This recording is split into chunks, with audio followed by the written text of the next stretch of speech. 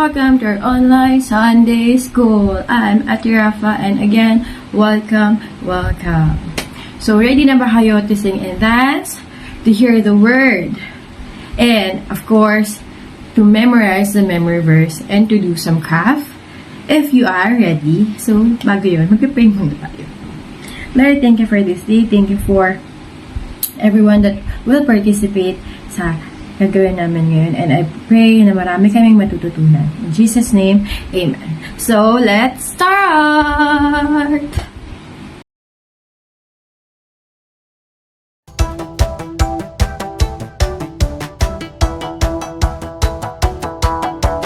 We're on the course to follow you all our days, knowing of course that God is good always, always. You know me, love me, I trust you with my life. Your word yet shows me a little bit more each day and every night. With every twist, with every turn, Jesus, you're my guide. I will listen and I will learn, change my heart inside. Help me bring glory to you, my King. What I'm saying is, Jesus, I am in. We're on the course to follow you all our days, knowing of course that God is good always, always. You know me, love me, I trust you with my life. Your word yet shows me a little bit more each day and every night. With every twist, with every turn, Jesus, you're my guide. I will listen and I will learn, change my heart inside. Help me bring glory to you, my King. What I'm saying is, Jesus, I am in. I'm gonna dance the dance, talk the talk. I'm gonna live the life. I'm gonna walk this walk. I'm gonna dance the dance, talk the talk, live the life. I'm gonna walk this walk. I'm gonna dance the dance, talk the talk, live the life. I'm gonna walk this walk. With every twist, with every turn, Jesus, you're my guide. I will listen and I will learn, change my heart inside. Help me bring glory to you, my King. What I'm saying is, Jesus, I am in. One more time. With every twist, with every turn, Jesus, you're my guide. I will listen and I will learn, change my heart inside. Help me bring glory to you, my King. What I'm saying is, Jesus, I am in. What I'm saying is, Jesus, I am in.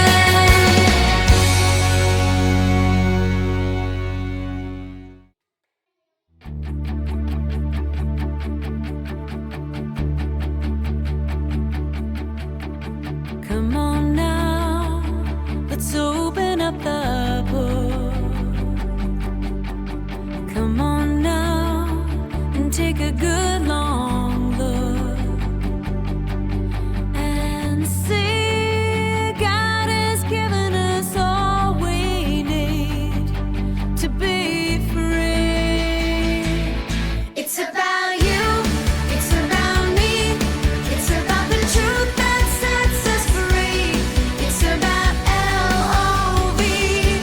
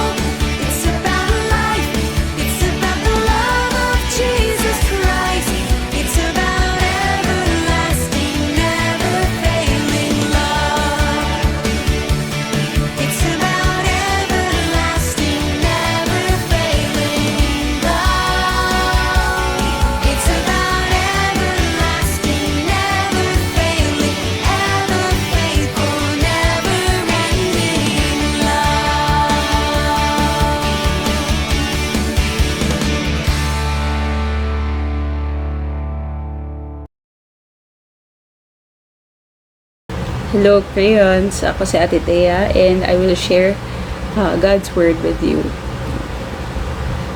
Galatians chapter 6 verse 10 says, "Therefore, as we have opportunity, let us do good to all people, especially to those who belong to the family of believers." Let's pray. Lord Jesus, we thank you for your word today. Thank you, Lord, for the testimony of the other believers in the past na we can learn from and be encouraged and be revived and hold on to, Father. Thank you, Lord, in Jesus' name. Amen. Hello, crayon. So, our story today is about two people. Sabihin mo nga sa katabi mo, two people. Dalawang tao. Dalawang tao sa dalawang lugar na pinagaling ni Peter at binangon sa patay. So, ito, galing sa Jerusalem si Peter at pumunta siya, naglakad, papunta ng Lydda, malapit na dun sa dagat, sa Mediterranean Sea. At meron ditong lalaki, ang pangalan niya Aeneas, na pinagaling ni Peter. After nun, pumunta naman siya sa Joppa, kung saan merong isang babae na mabait at mahal ng maraming tao dahil sa kabaitan niya na binangon niya sa patay. Okay? So, ang pangalan naman niya ay Dorcas or Tabitha. So, yung dalawang tao, Aeneas and Dorcas or Tabitha. Kung naalala nyo, itong Joppa na to ay nung tumatakas si Jonah kay God, nung sinabi ni God, punta ka sa Nineveh, pero ayaw niya, nag-preach ng repentance sa Nineveh, doon siya nagpunta sa Joppa. At nung nagpunta siya sa Joppa, pumunta siya sa papuntang Tarshish instead of papuntang Nineveh, para baliktarin yung kung ano man yung inutos ni God. Pero anyway, let's start. So, si Peter ay pumunta galing Jerusalem sa saan nga to? Sa Lydda. Yan. At binati siya ng mga Christians. Winelcome nila siya doon. Si Apostle Peter. 'Di ba? Si Apostle Peter na malakas loob na magsabing hindi kita i-deny Jesus. Tapos dineny niya si Jesus at nirestore siya ni Jesus. At nung dumating yung Holy Spirit, siya yung nag-preach ng gospel dun sa maraming tao na nakakita ng mga pangyayari nung time na yon. At nung nandun siya, si Peter, nakita niya merong isang lalaki na ang pangalan niya ay Aeneas, na paralyzed siya, hindi siya makatayo. At 8 years, 8 taon na siyang nakahiga. At sabi ni Peter sa kanya, "Aeneas, pinapagaling ka ni Jesus Christ. Tumayo ka at itupi mo na yung mat, yung hihigaan mo." So, tumayo si Aeneas agad-agad. Imagine mo, 8 years, di siya makatayo. At tinupi niya yung higaan niya. At lahat ng nakakita at nakatira dun sa Lydda and Sharon, kilala nila to, nakita nila yung pagkagaling niya at sila ay naniwala kay Jesus Christ. Hindi kay Peter, kay Jesus Christ. Kasi sabi ni Peter, "The Lord Jesus Christ heals you." No? And then, nagbiyahe uli si Peter sa isang town uli. Ang pangalan ng town ay Joppa. At doon meron ngang isang babae na ang pangalan niya ay Tabitha or Dorcas. Lagi siyang gumagawa ng mabuti at tumutulong sa mga mahihirap at nagdatahi ng mga damit para sa mga tao. Kaya mahal na mahal siya ng mga tao. Kaso nga lang, isang araw, nung nandun na, malapit nang dumating si Peter, siya ay nagkasakit at namatay. At hinugasan na nila yung katawan niya at nilagay muna sa isang kwarto sa taas. Ayan, sa tabi sila ng dagat, kaya may dagat sa likod. Ngayon, nung narinig ng mga disipulo na nandun si Peter sa Lydda, tinawag nila si Peter para pumunta doon sa Joppa. At sabi nila, "Alika dito agad."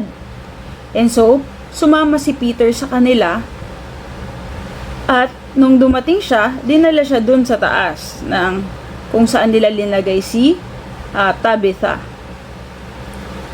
Tapos, lahat ng widow, ng mga walang asawa, kasi sabi sa Bible, take care of the widows. So siguro si Dorcas or si Tabitha nung buhay pa siya, yun yung ginagawa niya, tumutulong siya sa kanila.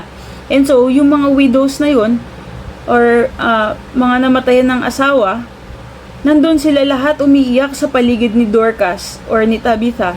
At pinapakita nila lahat kay Peter, tignan mo, ito ginawa niya para sa akin to, ito ginawa niya, ito yung mga ginawa niya para sa amin nung buhay pa siya. At pinalabas sila lahat ni Peter. Tapos, lumuhod siya at nanalangin. Pagkatapos niyang manalangin, pumunta siya kay Tabitha, yung patay na babae, at sinabi niya, Tabitha, get up. Bangon ka na. Agad-agad, binuksan niya yung mata niya, at nung nakita niya si Peter, ay umupo siya. Inalalayan siya ni Peter sa kanyang kamay at tinulungan siyang tumayo. Tapos, tinawag niya na uli yung mga mananampalataya kay Jesus Christ or yung mga naniniwala kay Jesus, lalo na yung mga widow o yung mga namatay ng asawa, at pinakita niya sa kanila na eto na si Tabitha at siya ay buhay. At nalaman yung mga pangyayari na yun sa buong bayan ng Joppa. At maraming naniwala kay Jesus Christ bilang Panginoon. Nanatili pa doon si Peter, nagstay pa siya sa Joppa, sa bahay ni, for some time, for a little bit, sa maikling panahon, at nanatili siya sa bahay ni Simon the Tanner, or yung nagle-leather work siya, or siguro ayun, leather works. So maraming naniwala kay Lord, hindi kay Peter, pero nandun pa rin si Peter para patuloy na ipakilala si Lord sa kanila. Napansin nyo ba na tatlong klase ng doing good ang nabanggit dito, or paggawa ng mabuti? Unang-una, si Peter na nagbibiyahe siya, dinadala niya yung gospel, yung message ni Jesus Christ. Pangalawa, sa pagpunta niya dun sa Lydda, nakita niya si Enas at pinagaling niya si Enas sa pangalan ni Jesus Christ. Si Jesus nagpagaling sa kanya. Pangatlo, pinagaling niya nung si Tabitha, na ang balita sa kanya ay lagi siyang gumagawa ng mabuti. At meron pa palang pang-apat, si Peter, na nag-pray siya kay God at sinabihan niya si Tabitha na bumangon at siya ay nakabangon. At as a result, panglima siguro, yung maraming nakakabalita nito, pinapamalita nila yung mga nangyayari, at dahil doon maraming nananampalataya kay Jesus. Mapapansin natin dito na ang papuri at pasasalamat ay lahat napunta kay Jesus Christ, no? At hindi sinabi ni Peter na ay hilyog. And maalala natin na si Jesus sa Matthew, or may mga time na sinabi niya sa disciples niya, kagaya ng ginawa ko, pinapadala ko kayo, heal the sick, raise the dead, send out the demons out of people. And yun yung sinabi niya na gagawin nila. In my name, they will drive out demons, they will speak in new tongues, they will pick up deadly poison, it will not hurt them at all. They will, kasama yun sa utos ni Jesus, na sa paggawa ng mga mabuting bagay na ito, nakikita ito ng mga tao na hindi lang sa kabaitan nila, pero sa kapangyarihan ng Diyos. In His kindness and compassion, pinapagaling niya ang mga may sakit. Binubuhay niya ang namatay. At marami pa ang nakakarinig ng magandang balita tungkol kay Jesus Christ, ng pag-asa, ng bagong buhay at kaligtasan sa Kanya. At alam nila, dahil sa mga nakita nila na totoo, yung mensahe na dala-dala na mga apostle or mga disciples ni Jesus. Sige. Manalangin tayo. Lord Jesus, nagpapasalamat kami dahil sa kabutihan mo, sa kabaitan mo, sa kapangyarihan mo, Lord, na magpagaling ng may sakit, sa kapangyarihan mo na magbangon ng mga patay, sa kapangyarihan mo na nagbibigay pruweba na totoo ka, na hindi ka sinungalingan ang mga sinasabi mo, na totoong may dala kang kaligtasan at buhay sa lahat ng mananampalataya sa iyo.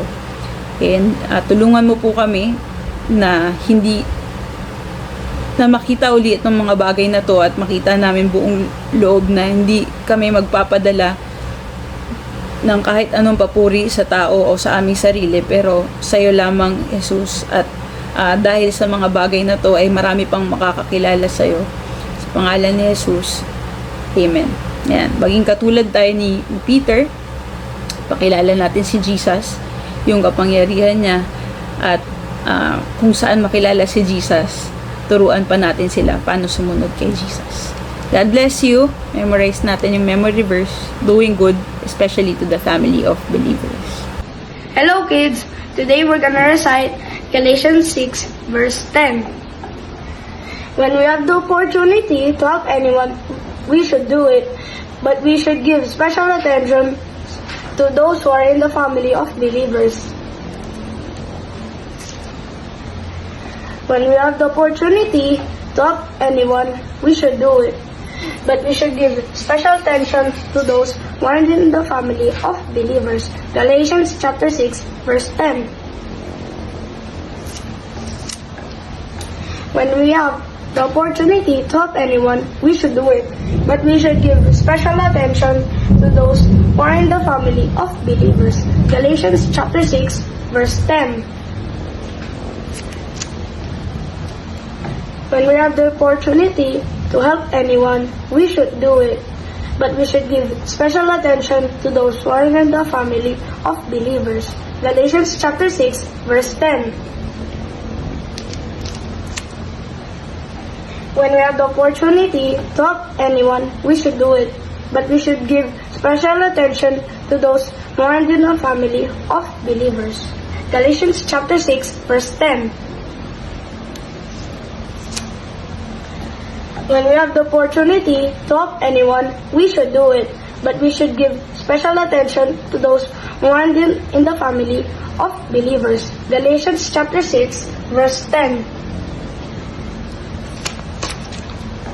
When we have the opportunity to help anyone, we should do it, but we should give special attention to those who are in the family of believers. Galatians chapter 6 verse 10. When we have the opportunity to help anyone, we should do it, but we should give special attention to those who are in the family of believers. Galatians chapter 6 verse 10. Bye kids!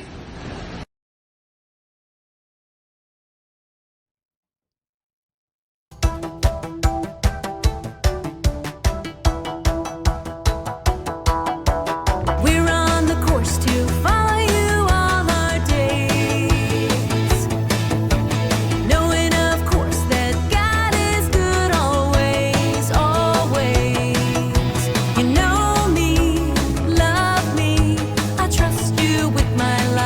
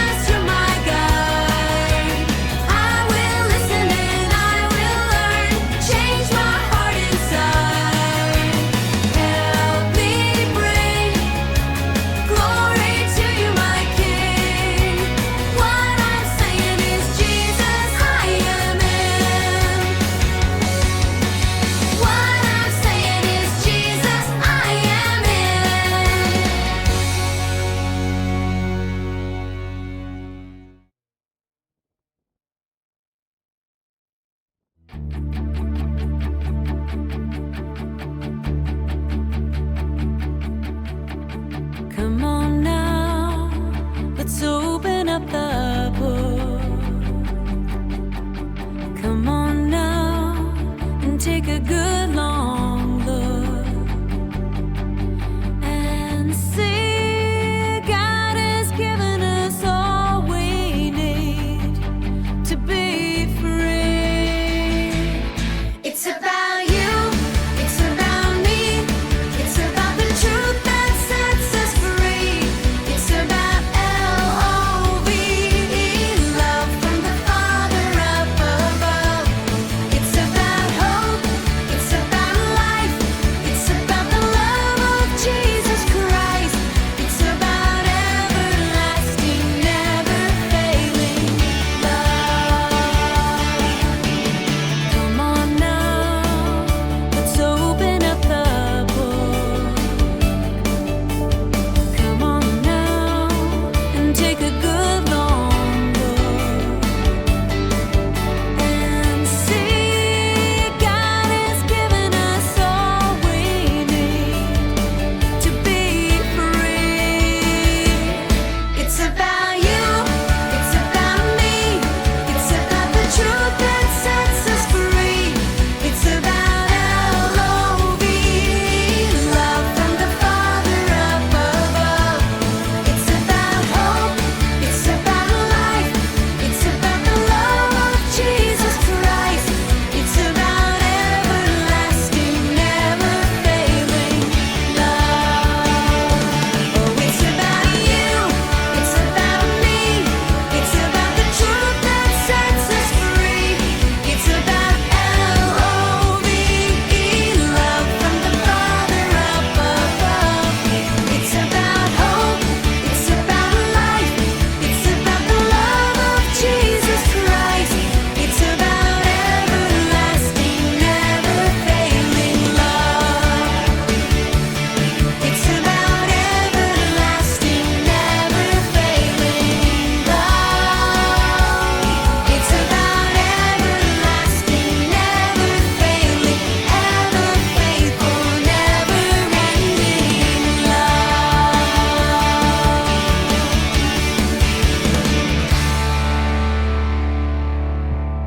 Yon. Thank you everyone for participating sa Sunday School natin ngayon. And see you again next Sunday. Bye!